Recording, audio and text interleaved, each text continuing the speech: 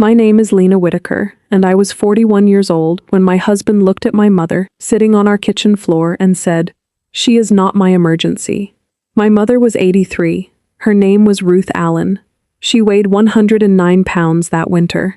She wore gray slippers with rubber soles because she was afraid of falling, and she kept a red document folder pressed against her chest whenever she had to leave her house. That night, the folder was lying open on the floor beside her left hand. Her medication list had slid halfway out. Her Medicare card was showing. A paper clip had caught in the sleeve of her cardigan.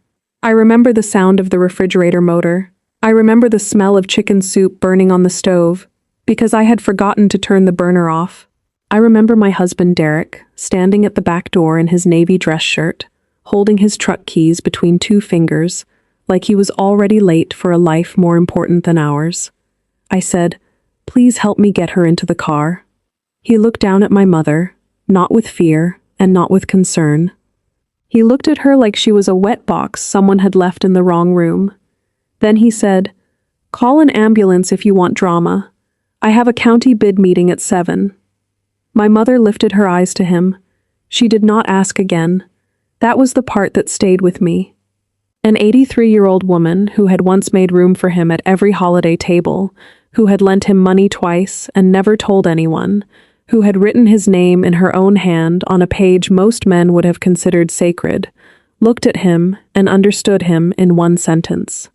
I knelt beside her and put my hand behind her shoulders. Her skin felt cold through the thin cotton of her blouse. Derek stepped around us to reach the garage. The toe of his shoe touched the red folder. He pushed it aside without bending.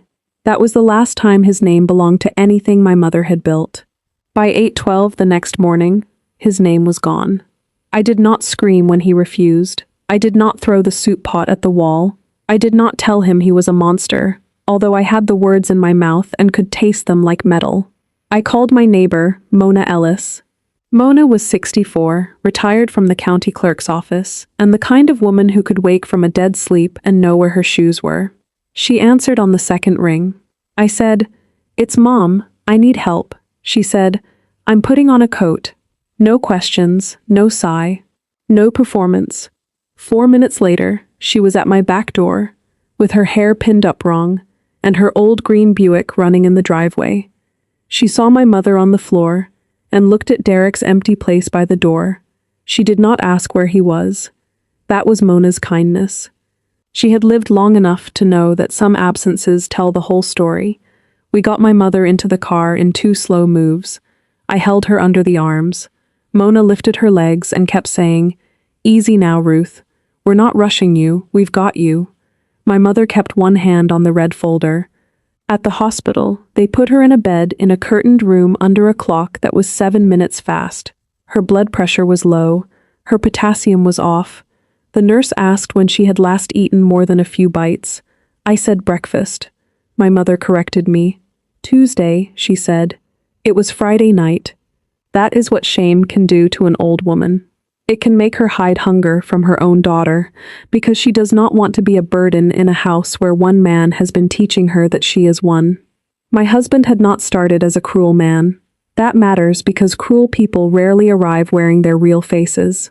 When I married Derek Whitaker, he was 34, a licensed contractor with strong hands and a clean truck. He had a way of standing close to people when they spoke, as if every word mattered to him. My mother liked that. She said he listened with his whole face. I liked it too. I was 29 then, working as the scheduling supervisor for a small orthopedic clinic in Branson, Missouri. I was not glamorous. I kept appointment blocks color-coded. I packed leftovers in square glass containers. I paid bills on the day they arrived because late fees made me nervous. My flaw, if you want the honest one, was that I mistook usefulness for love. If someone needed me, I thought that meant I mattered. Derek learned that before I did. He did not demand control in the beginning. He offered help. He fixed the loose rail on my mother's porch. He changed the filter in her furnace.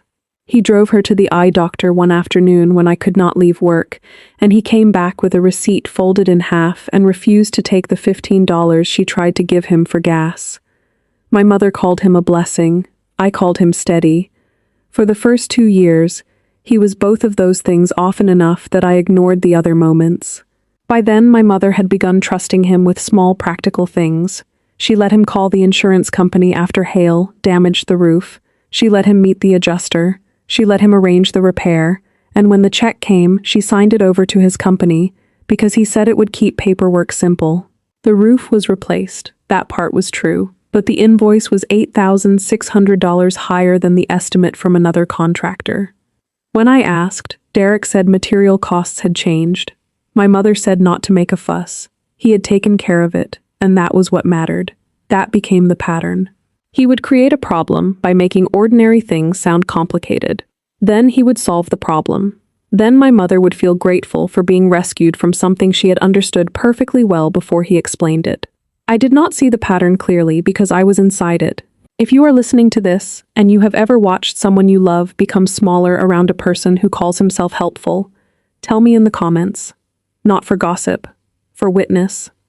Sometimes naming the first small thing is how another person finds the courage to name theirs. My mother had the red folder long before the night Derek refused to help her. She bought it in February 2018 from the office supply aisle at Walmart. It cost $2.97.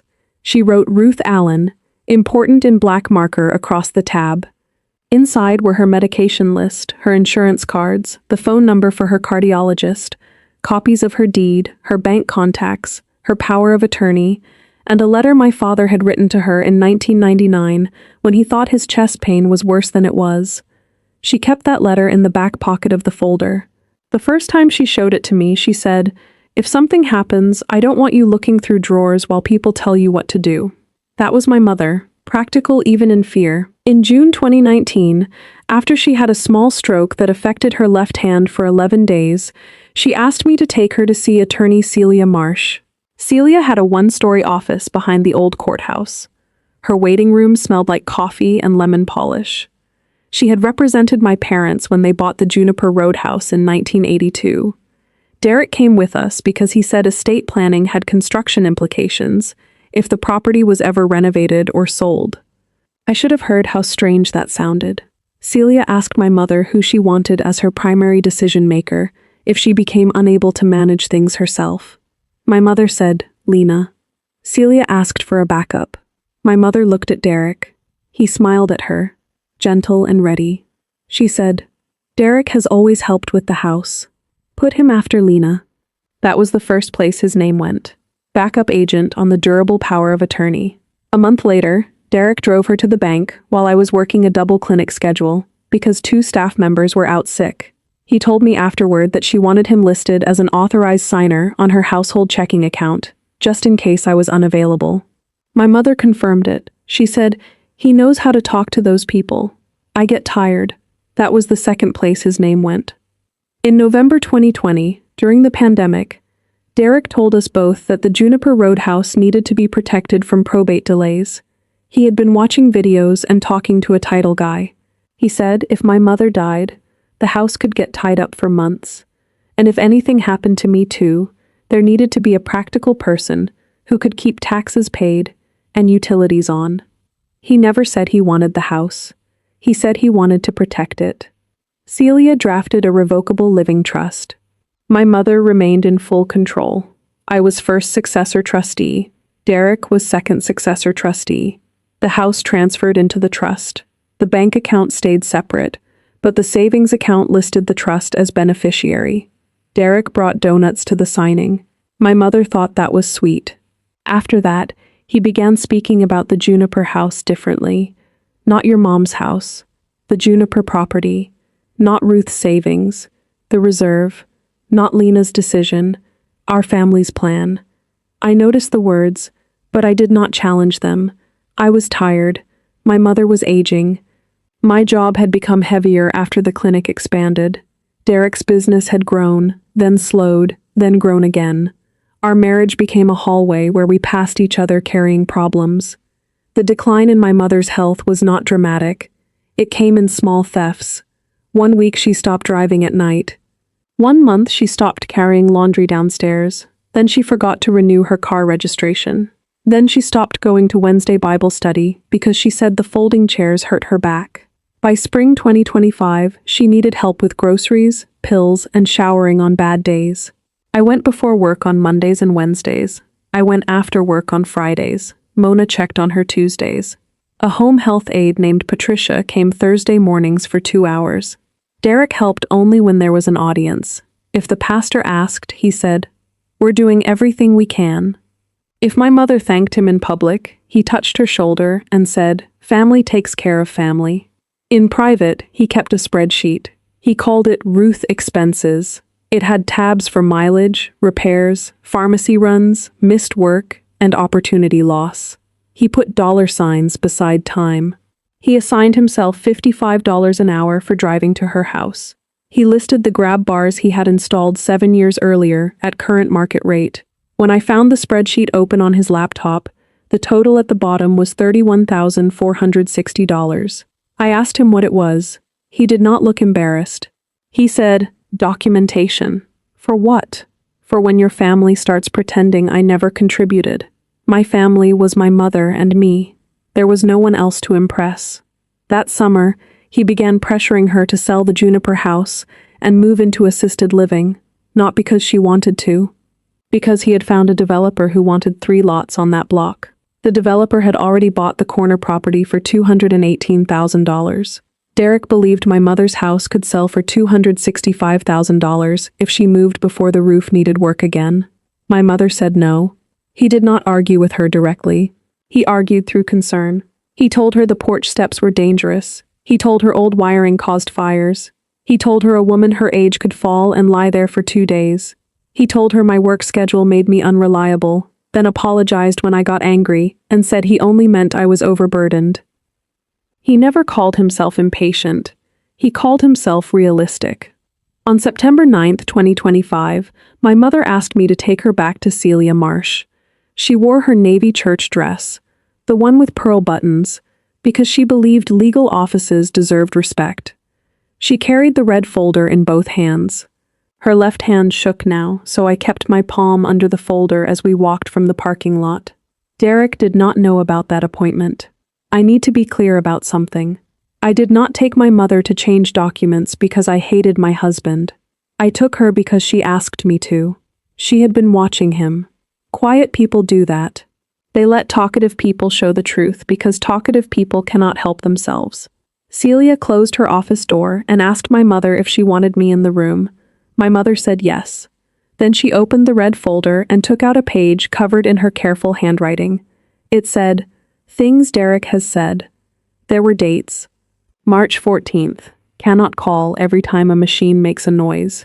August 3rd, house is a liability. December 26th, old boat. May 18th, if Ruth does not sell before winter, she is choosing chaos. July 20, Lena will never be able to handle the estate alone. August 30, I have earned a place in the plan. Celia read the page without changing her face. Then she asked my mother what she wanted. My mother said, "I want his name out of everything that gives him power over me. I do not want a fight. I want it done correctly."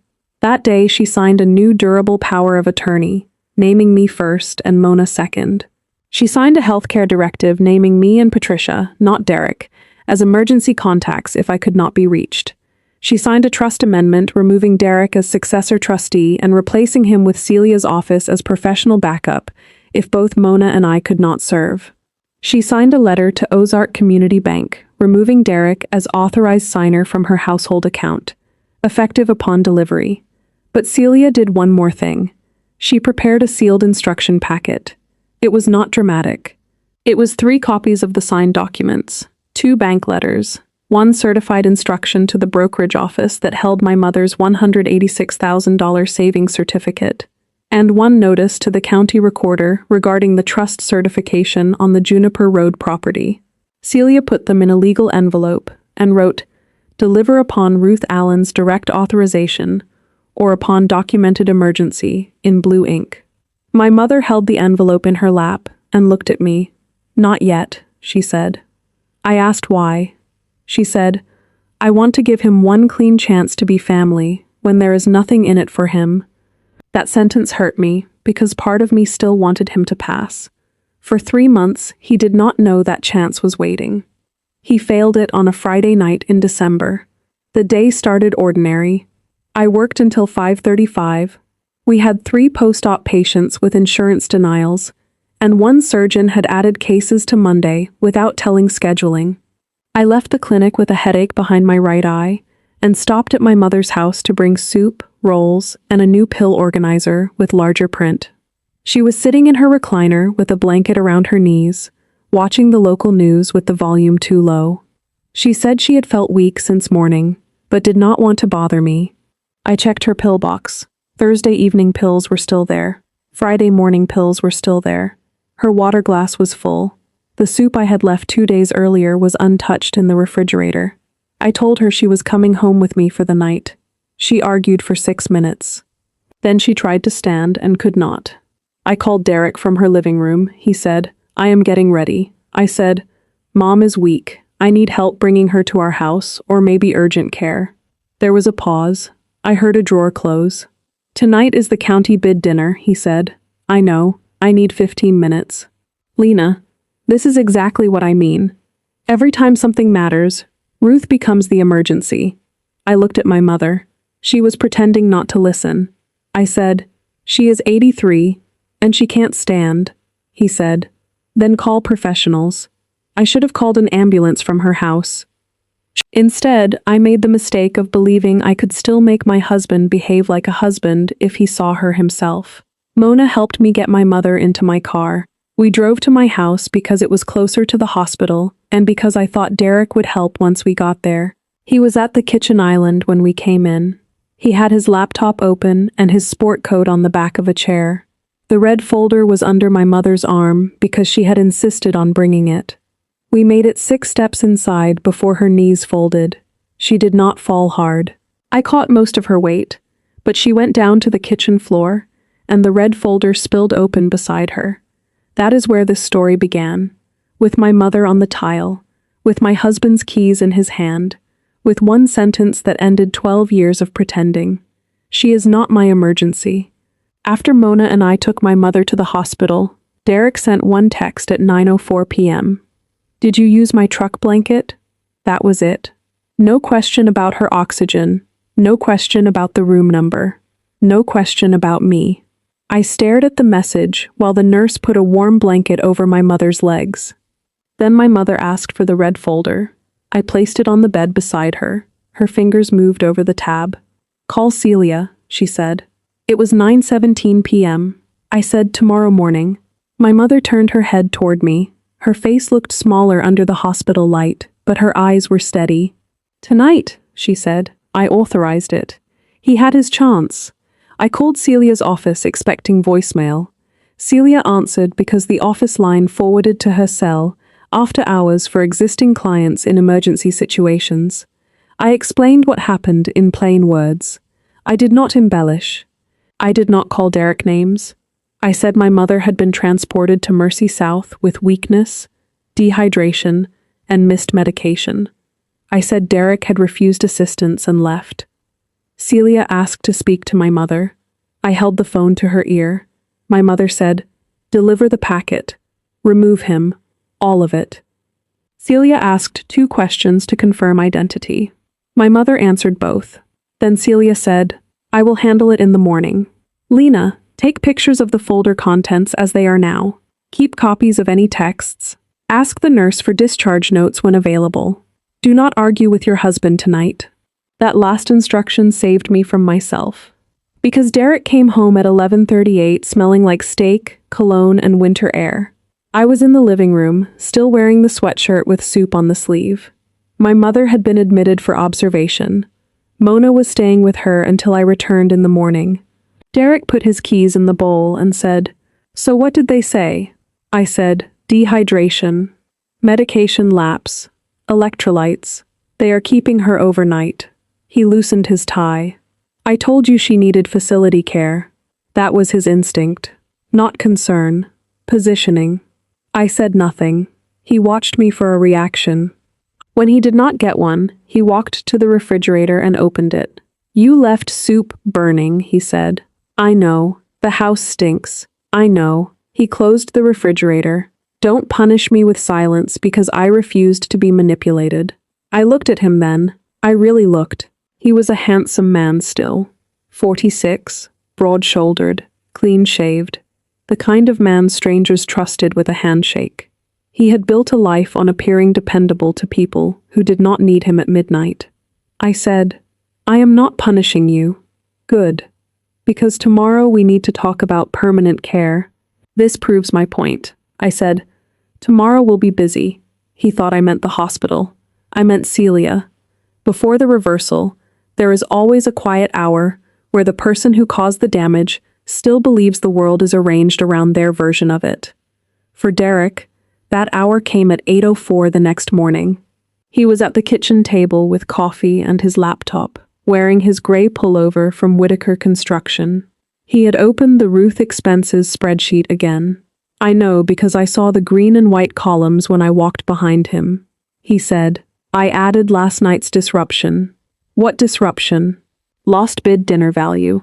I had to leave early because I looked bad sitting there with you texting Mona instead of giving me updates. He had not left early. He had come home after dessert. But I did not correct him. At 8:12 his phone rang. The screen said Ozark Community Bank. He answered with his business voice. This is Derek. I stood at the sink rinsing my mother's medication cup. He listened. Then his face changed. Not much. Just a small tightening around the mouth. I am sorry, he said. Who authorized that? Pause. No, I am listed on the account. Pause. Since when? Pause. That is not possible. I have been handling Ruth Allen's household transactions for years. I turned off the water. He looked at me. The bank voice was too low for me to hear, but I heard his response. Send me the document. Then he hung up. For the first time since I had known him, he looked uncertain in our own kitchen. What did you do? He asked. I dried my hands on a towel. I took Mom to the hospital. What did you do with the bank? Nothing. That was true. My mother had done it. Celia had delivered it. Derek opened his email on the laptop. A secured message arrived 2 minutes later. He clicked. I saw the header reflected in the black window over the sink. Authorized signer removal confirmation. His eyes moved down the page. Then he said the sentence that told me what he valued most. She can't remove me without discussing it. I said she can. It is her account. His face reddened. You poisoned her. No. You waited until she was sick. No. You think you can run everything yourself? No. He stood so fast, the chair legs scraped the floor. Then what is this? I walked to the entry table, picked up the copy Celia's courier had left in our mailbox at 7:55, and placed it on the kitchen island. It was not one document.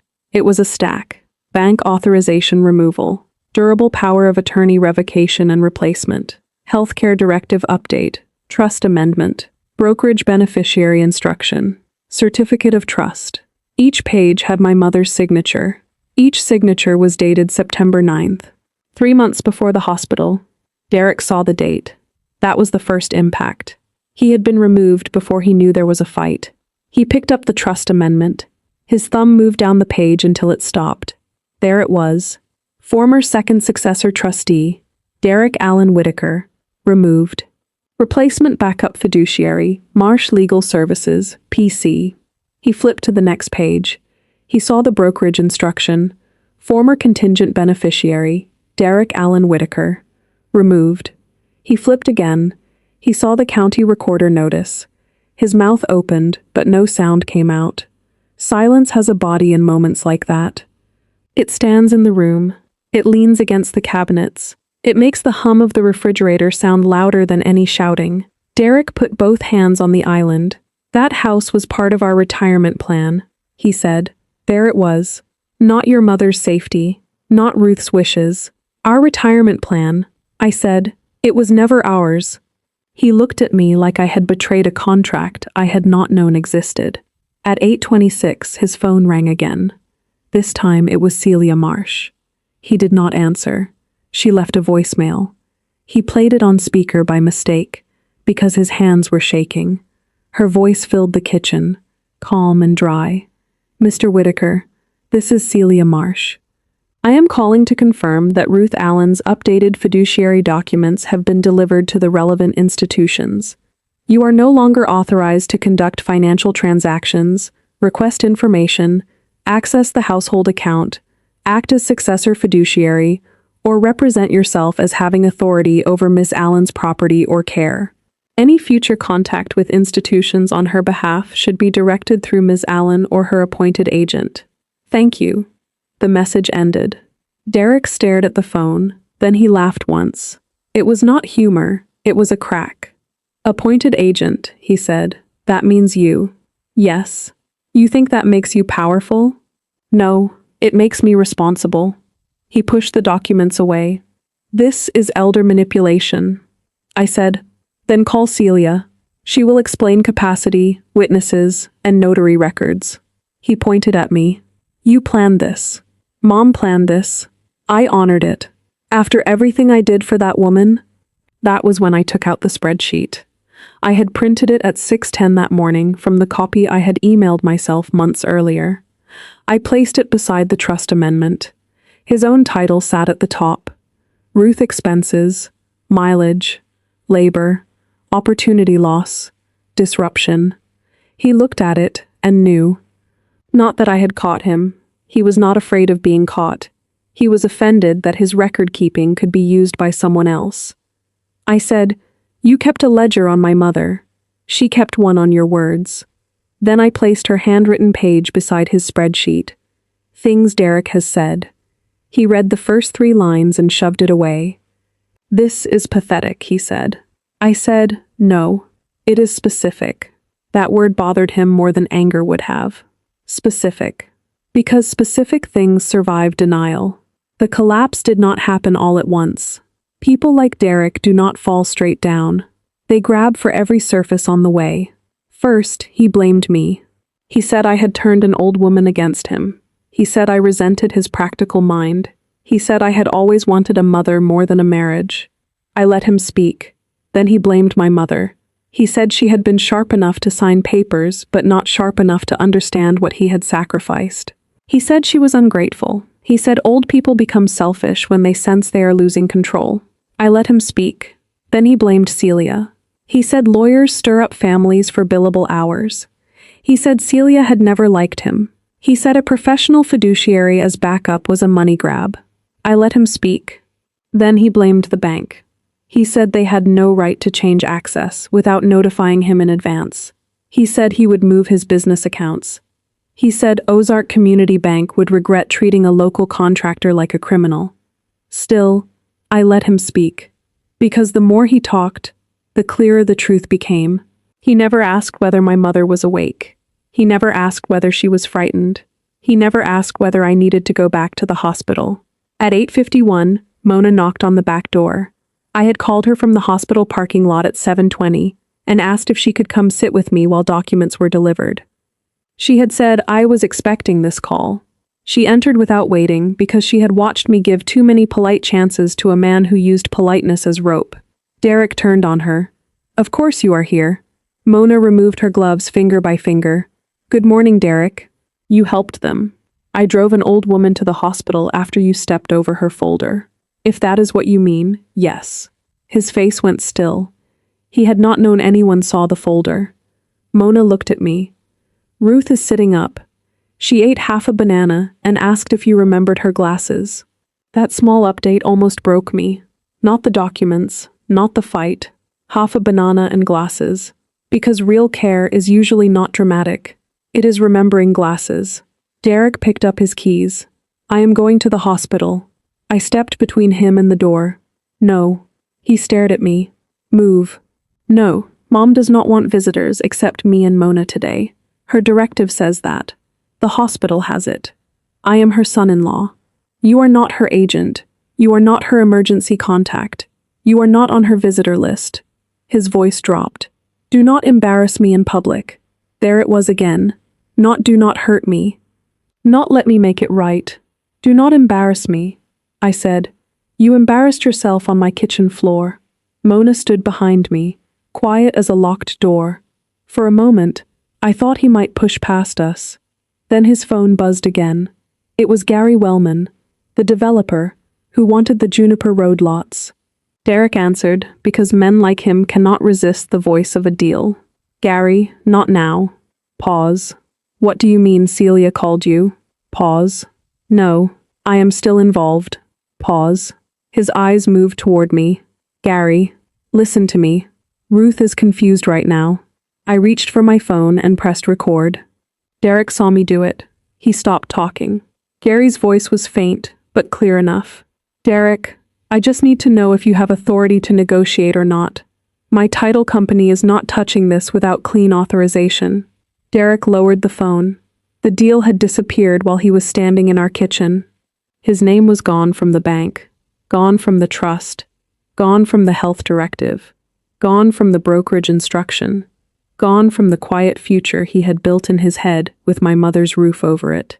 He looked at me and said, "You have no idea what you just cost us." I said, "I know exactly what Mom saved herself." That was the strike. Not yelling, not revenge. A stack of paper, a witness, a mother who had been old, not blind. Derek left the house at 9:06. He slammed the garage door so hard a picture frame shifted on the hallway wall. Mona and I stood still until his truck backed out. Then she picked up the red folder from the chair where I had placed it the night before. "This goes with you," she said. I nodded. At the hospital, my mother was sitting up, just like Mona said. Her hair was flat on one side. She had bruises on both hands from IV attempts. She looked tired but peaceful, in a way I had not seen in months. I gave her the folder. She placed her palm on it. "Is it done?" she asked. "Yes." "All of it?" "All of it." She closed her eyes. Not in triumph, in relief. That is another thing people misunderstand about justice. When it finally comes, decent people do not always feel joy. Sometimes they feel the weight of how long they carried fear. My mother said, "Did he ask about me?" I did not answer quickly enough. She opened her eyes and smiled a little. That's answer enough. I sat beside her bed and took out her glasses. She put them on and looked toward the window. The hospital room faced the parking lot. Snow had started falling, thin and unsure. She said, "Your father used to say, a man's character is clearest when he has to lift something that will not benefit him." I said, "Dad was right." She touched my wrist. "So were you. You just took longer." I laughed because it was true, and because she was alive to say it. The next 3 days were practical. That is how life is after a dramatic moment. You still have forms. You still have discharge instructions. You still have pills to sort. My mother stayed in observation for 36 hours, then moved to my house for 2 weeks while we arranged better care. Patricia increased her visits to 4 mornings a week. Mona took Tuesdays. I adjusted my work schedule to 4 longer days with Fridays remote. Celia sent copies of the updated documents to every institution that needed them. The county recorder acknowledged the trust certification notice on December 15th. Derek came home late that first night and slept in the guest room. The second night, he asked if we were going to talk. I said yes. With a counselor or a mediator. Not in circles at midnight. He said, "You are making this bigger than it is." I said no. I am finally letting it be as big as it is. He did not like that. Men who benefit from minimizing harm often call accuracy exaggeration. On the 4th day, he tried a softer voice. He brought coffee to the dining table and said, "I was overwhelmed. I said something bad. I did not mean it the way it sounded." I asked, "How did you mean it?" He looked annoyed before he looked sorry. That told me enough. He said, "I meant, I cannot be the solution every time your mother has a crisis." I said, "You were not the solution. Mona was." He pushed the coffee toward me like a peace offering. I did not take it. He said, "So what now? You punish me forever?" "No. I decide what kind of home my mother is safe in, and what kind of marriage I am safe in." He stared at me, as if safety were a word I had no right to use. By New Year's, he had moved into an extended stay hotel near Highway 65. He told friends we were separating because I had become consumed by caregiving. He told his sister I had let my mother control our marriage. He told a client that estate documents can make good people paranoid. He did not tell anyone he had stepped over an 83-year-old woman's medical folder on the way to a bid dinner. So I did not chase his version. I learned something from my mother in those weeks. Quiet documentation does not require public defense. It requires keeping the truth intact until the people who matter are ready to look at it. 2 months later, my mother returned to the Juniper Roadhouse with changes made for her safety. A ramp replaced the front steps. A proper bathroom rail went in within 48 hours because I hired someone who returned calls. We moved her bedroom to the first room off the hall, not because Derek had declared the house a liability, but because she wanted to remain where my father's maple tree still filled the front window. The constructive thing we did after the papers changed was not punishment. We built a care calendar, not a vague promise. A real one. Names, times, phone numbers, tasks, Monday groceries, Tuesday laundry, Wednesday medication check, Thursday shower assistance, Friday bill review with me present, Sunday dinner at my house if she felt strong enough. My mother kept the red folder on the side table by her recliner, but it changed after that. Before, it looked like fear. After, it looked like choice. In April, she asked me to take a picture of the maple tree in bloom. She wanted it printed and placed in the front pocket of the folder. I asked why. She said, "So if I ever get scared in a white room again, I remember what I was protecting." That is the part I want you to understand. The house was never about money to her. It was the last place where my father had left his coffee mug by the sink. It was the porch where she had shelled peas with her sister in 1989.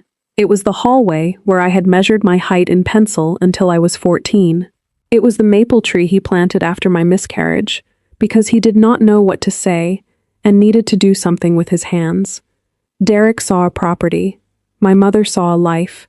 And for too long, I let his language stand too close to hers. My divorce was not final when my mother died 9 months later. She died in her own bed, under a quilt her mother had made, with me on one side and Mona on the other. Patricia had come that morning and braided her hair, because my mother hated looking uncombed.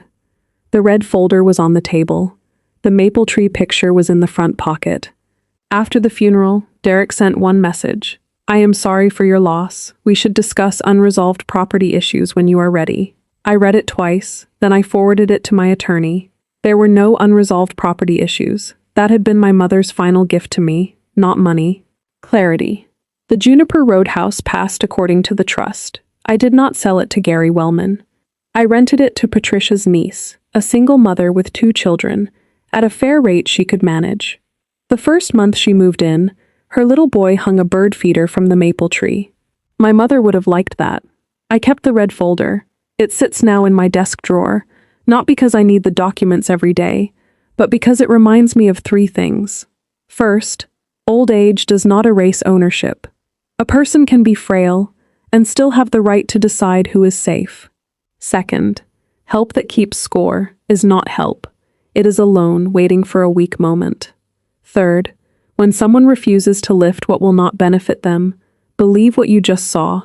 Do not explain it away because they were tired. Do not decorate it because they have been useful before.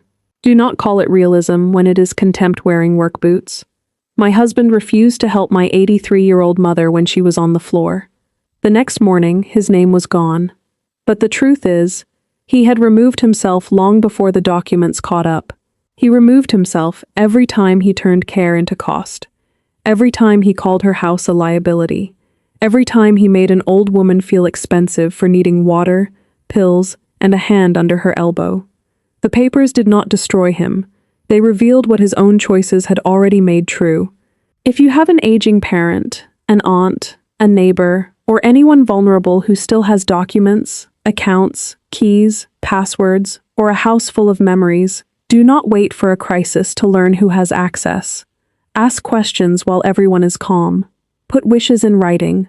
Use real professionals. Keep copies. Respect the person, not just the property around them. And if you have ever been told you are too emotional because you are protecting someone who cannot fight the way they used to, leave a comment with the word steady, not because the internet needs your pain, because somewhere, someone is sitting in a kitchen tonight, being told that care is weakness, and they need to see that steady people still win. Share this story with someone who is carrying an old red folder, literally or not. Share it with the person who needs permission to check the papers, make the call, and stop mistaking someone's convenience for love.